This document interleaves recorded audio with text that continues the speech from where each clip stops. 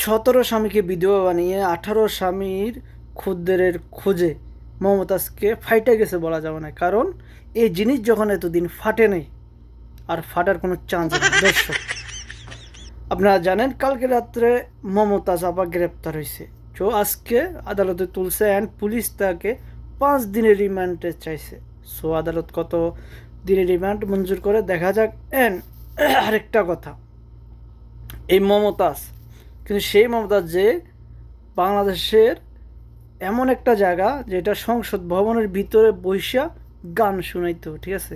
তার চেয়ে বড় কথা হয়েছে সে বাংলাদেশের বাইরে যত মানুষ আছে, মানে রেমিডেন্স যুদ্ধ যতগুলো আছে, ঠিক আছে, সবার চাইতে নাকি বেশি রেমিডেন্স নিয়ে আসে এই মমতাজ আপা। সো মমতা আপা সো মমতা আপাকে পুলিশকে অনুরোধ, তারে গরম গরম ডিম দেন। ওকে, গুড বাই।